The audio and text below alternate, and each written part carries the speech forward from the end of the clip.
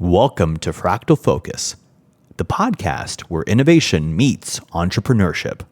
Hi again, it's Philip Lorenzo with Fractal Focus. And boy, did we take a break. Not going to sugarcoat it, we took quite a break. There is a lot going on in Fractal, and there is a lot going on in the individual businesses that are a part of Fractal Group. For context, this episode will only be me talking about how you can make 2026 a really good year for your business and a really good year for your clarity and your purpose. Your resolutions are either in full effect or they've been fading a bit. And today we want to talk about 4 different critical checkpoints that will get you completely clear and hopefully profitable or growing in 2026. You know, Q1 for me is a lot of times a frazzled, experience. January is after the holiday. You're not quite getting responses from clients like you usually do. People are still kind of getting off of the holiday experience. They don't log on immediately in the morning. And maybe there are still lingering colds and flus and other illnesses that affect the team. And I think for us, especially in one of the companies that I run in Fractal, what I experience in January is a mix of excitement for the new year, is a mix of knowing that we have more opportunity to grow, but then also at the same time, it's this period of, I don't want to say uncertainty, but a lot of variables that you didn't expect. And especially if you're running a cash flow, January can be interesting, because sometimes invoices don't resolve as quickly as they do before the holiday. And so all those things considered, I think that Q1 becomes this place of you're treading on water, your inbox is completely overflowing, and you're kind of recovering and still trying to get all your tasks done and get going. And maybe you're working a few more days than you usually do. Maybe you're working more Saturdays. Maybe you're working more Sundays to ensure that you're going to have a profitable or at least a stable January if your fiscal year runs in a calendar year. But now let's look at why Q1 should be looked as a diagnostic quarter. Essentially, you're trying to figure out what happened the year before. You're trying to assess what mistakes you made the year before and how you want to, of course, learn from them for the new year. But also, it serves as a nice foundation for what is possible. And so if you look at it that way, it becomes more encouraging to do this work as opposed to scary or frightening, or scary and frightening and terrifying, and all the different emotional syntax that we can come up with when it comes to looking at what happened last year. So I'd like to start with the balance sheet. The balance sheet is important because it tells you what is. It tells you what your business is right now at this moment. You have a very clear idea of all your assets, your liabilities, and you know what your cash position is. So when you look at your balance sheet, think about the audit that you're going to do. And that could be you as an operator. So this is specific for any COOs or any director of operations or any bookkeepers or any accountants or anybody else that works in the operations side of any business. You want to look at the balance sheet, and when you're auditing it, what you want to start looking at is your aging receivables. You want to take a look at 30, 60, and 90 days. You want to see how those receivables are being resolved, and you want to see what your DSO looks like. This is important because you want to ensure, again, you're in a good cash position, but also you have the runway you need to be able to operate and to be able to continue operating. The other thing you want to look at in your balance sheet is any mistakes, any miscategorized line items. You don't want any surprises to hit, especially if you're trying to do things operationally, like maybe you're applying for a new line of credit, or maybe you are wanting to switch banks, or maybe you're looking to be prepared for a potential exit. This is definitely an opportunity to audit your balance sheet and to make sure that it is clean, categorized correctly, and it has a very good picture of where you are right now. So it's not like a P&L. P&L, of course, is what happened. Balance sheet is what's happening. Now, on the liability side, you want to make sure to check for any surprises. You want to look at your debt obligations, and you want to look at expenses that need to be addressed. And this is especially true if there's expenses that somehow blindsided you in some way, which happens to every business, especially if you're not monitoring your cash flow on a daily basis. So look at your balance sheet. Make sure you have a clear picture of all your assets and they're accurate.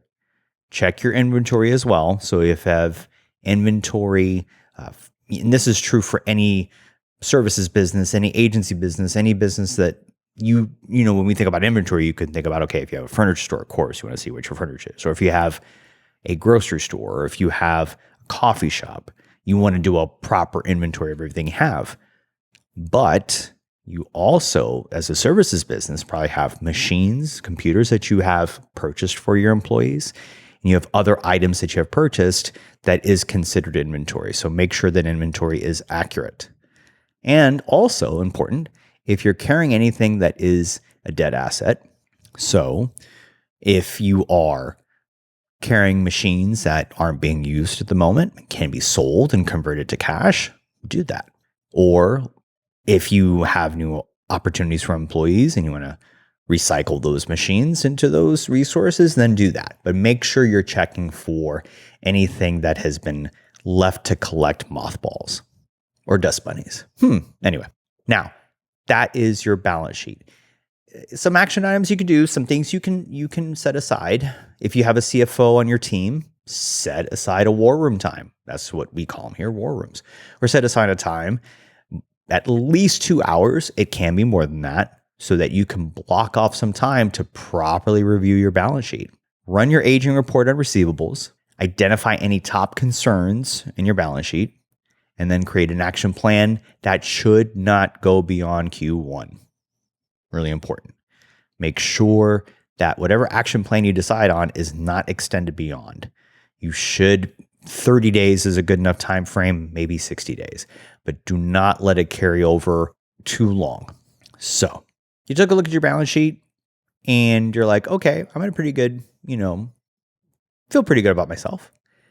But now we have taxes coming up. And now we also have to look at your P&Ls.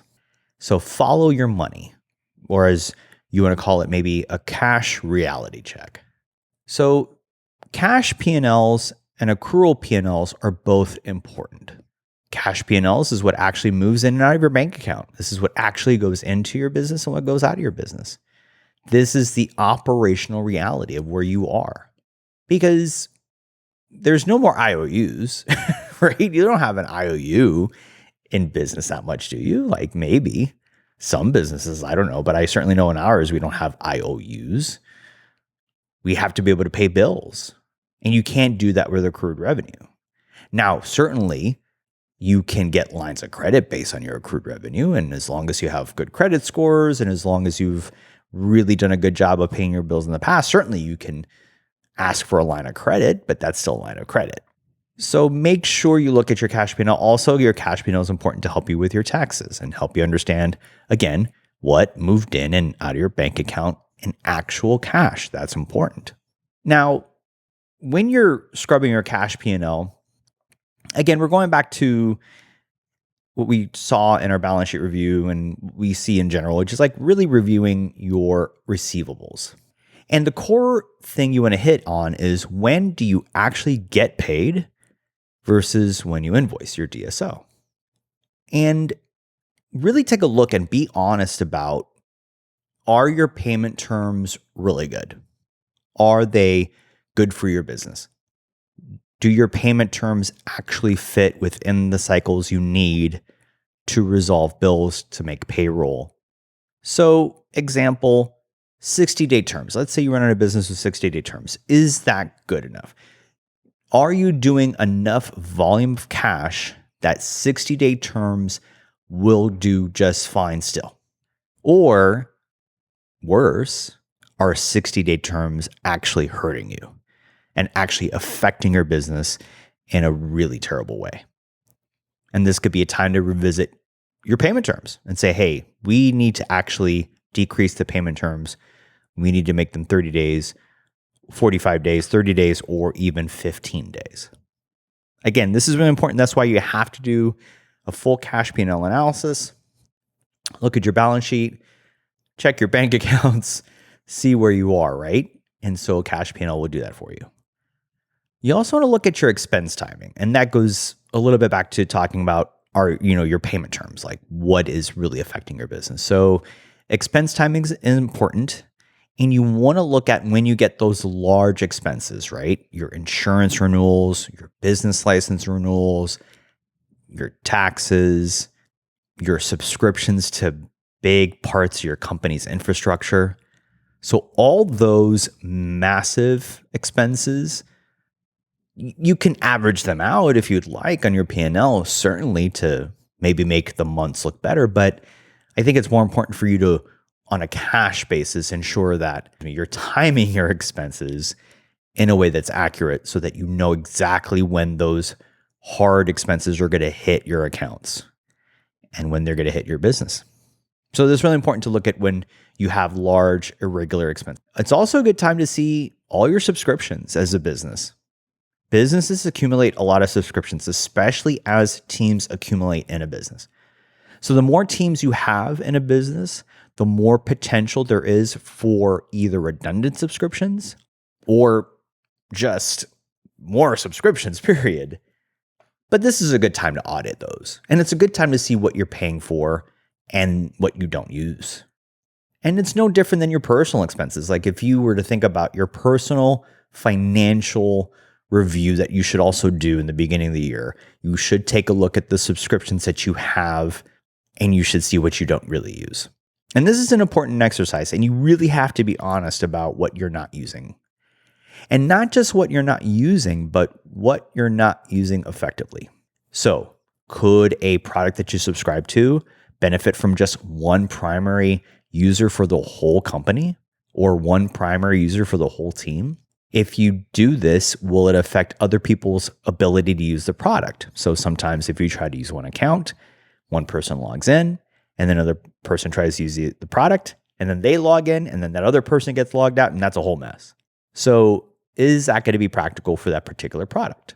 Or will it work? Will you be able to use one account for all your usage in the team?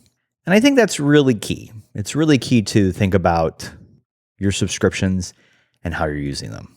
Your vendor payment terms. This is a little bit in lockstep with your subscription audits, but just about timing, really, more than anything else. Are you optimizing the timing for your payment terms to your vendors? Are you looking for opportunities to pool those payments into a period that is more beneficial for you on a cash basis? So, example, you don't want to have a lot of vendor payment terms hit on the same day as your payroll. That's a huge one. So unless you are swimming in cash where you can afford to pay everything on one day, you are going to have to plan appropriately to make sure you can make payroll and then find days where you have cash recovery so that you can go ahead and resolve your vendors. And as always, ask your vendors for flexible payment options if necessary. But a lot of times it's just about timing. It's just about, hey, when can I pay this vendor? Can I negotiate a different payment date with this vendor? And be honest about those conversations, because sometimes vendors can't be flexible with their payment terms because they're depending on your payments the same way that you're depending on other people's payments to run their business. But it doesn't hurt to ask and to be sure that you're able to get the best and most optimized payment terms for your vendors so that you can plan your cash flow better for the year. So identify those seasonal trends, identify those big expenses, look at your subscriptions, and definitely negotiate or ensure you're finding ways to optimize your payment terms with your vendors. Map out your cash needs, of course, throughout the entire year. I would encourage you to do that if you have a cash flow estimator. Just do it for the entire year. Even if you're not sure of all the receivables, of course, you're not going to be sure of that, but you're going to be sure of the payables. Or at least you can do a good job of estimating those payables out all the way to the end of the year. And if not, just at least get a few quarters in, but have a sheet with the entire year there.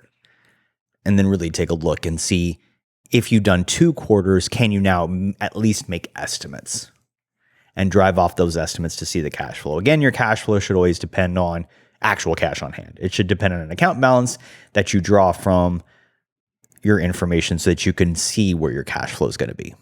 And try your very best to build a cash reserve target, which should be 3 to 6 months of your operating expenses. This is difficult, so no sugarcoating it. It is difficult to build a cash reserve target, especially with certain industries. It's just really difficult to do that. So do your best. 3 to 6 months, try to build a cash reserve. And that will help you along the way, especially when planning difficult periods in the business. Maybe your business operates optimally in the spring and the summer, but then kind of falls off in the fall and the winter. So really make sure that you're planning those things appropriately. Now, if we take a look at your cash P&L and you feel good about it, let's go into your accrual P&L. Now, this is the time when you think about growth and you think about profitability.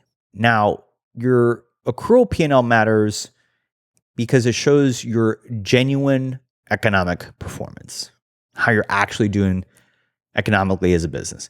Again, your cash tells you what's going in and what's going out.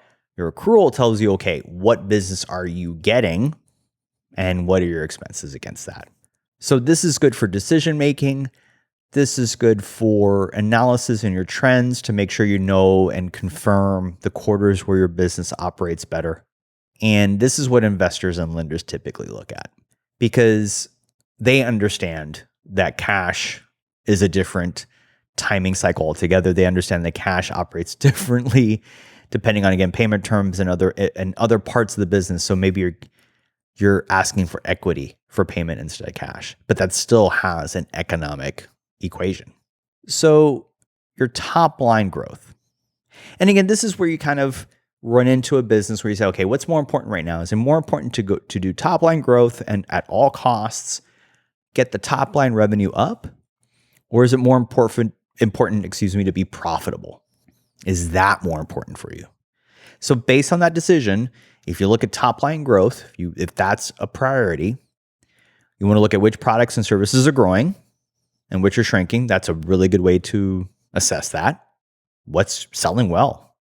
You want to look at your customer concentration risk, and you want to look at your pricing power. When did you last raise your prices? Now, this is really important because if you can do good volume and if you maintain your rates the way you have them and you feel good about them, that's great. But again, only if it's profitable, for sure, awesome. But if you're looking to grow and you're not quite getting the volume of customers that you think you're going to get, or you just haven't seen it yet, this could be a time to look at your pricing power. If your services are good, if your products are good, people are really highly satisfied with them, as long as you're not aggressively raising your prices, in general, most customers and most clients will feel okay about a price raise, especially because cost of living continues to go up, expenses continue to go up. So they'll understand that as long as they're not aggressive raising of the prices, but it's an acknowledgement of, hey, we've done really well and we think we deserve a raise in a sense. So look at ways to do upsells to existing customers, reactivate any dormant clients. So there's clients that you just haven't talked to in a while, haven't done any work with. Take a look at how you can go ahead and reactivate clients. And an important part of top line growth, as any business does, you have discounts. And it can be easy to go customer first, and this is totally fine. It can be easy to go customer first and say, hey, we're going to discount to keep people happy if they're unhappy for some reason. Discount because the project went over. Discount because the product I sent just wasn't that good and I got a few complaints, so I'm going to do a discount. Look at eliminating those discounting habits if possible. And especially in a services business, there are clear opportunities to eliminate discounts, which is better assessment of the projects that you're doing, a better project management, better understanding of the product you're selling. So try to eliminate those discounts because that will affect your top line growth. Profitability. So if profitability is your North Star, it's like, hey, we don't need to grow that much anymore. We just want to be more profitable. You want to make sure you're doing a margin analysis. So go product by product, service by service. What is profitable? If you're a services business, it depends on work by employees that outputs profit. You want to take a look at per resource line item. Basically, who's making me money? Who's making the business money? You look at the list of employees, see who's profitable, and do the analysis. And then from there, you could look at ways to optimize each resource. You can take a look at ways to improve their work. You could look at educational opportunities, different things that allow you to optimize your resources appropriately so you can go ahead and get that margin up. You want to make sure you do an examination of your cost structure, fixed versus variable costs. Are your costs creeping up? That's another big thing. The cost of goods and services continues to rise. Are they creeping up for you? And what are ways that you can go ahead and, again, as I've mentioned before, offset those costs, opportunities to negotiate, etc. And looking at those bloat points for your operating expenses. What's bloated? So if you do that, you can improve those margins. And if you think about it, take a moment to think. If I improve my margin by just 2%, that could be tens of thousands of dollars for 2%. So a reminder, you want to stay, the sweet spot is 15 to 30%. 30% is really good profitability. And you're doing business responsibly. If you're going above 30% in profitability, we got to talk about what you're selling. Just kidding. Maybe you are doing really well. But that could be a deep dive that you could do. Again, though, the important point between profitability and top line revenue growth is which is your priority for the year. And it depends on what you're prepared to do. If you're preparing for an exit and the acquiring company wants a profitable company, you make sure you prioritize profit. If you're being acquired by a company that really wants to see a lot of revenue, you concentrate on the revenue. It's not rocket science. It is difficult, but it's not rocket science. So just make sure you know what your priorities are, and that will drive the audit appropriately. So make sure you identify your top 3 revenue drivers, top 5, if you like, top 5 cost concerns, bloat points, and it could be any variable number. I'm just giving you some ideas of how to take action. What can you do even this month to improve your profit margin? Okay. So we've definitely covered the numbers, at least the best of our abilities. I don't know your business. I'm not going to pretend to know your business. And again, any advice here is not, this is more of a, hey, let's talk about your business. Don't take this as solid advice until you actually consult with your professionals. Okay.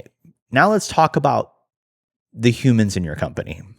And let's take a look at you entrepreneur that's running your company.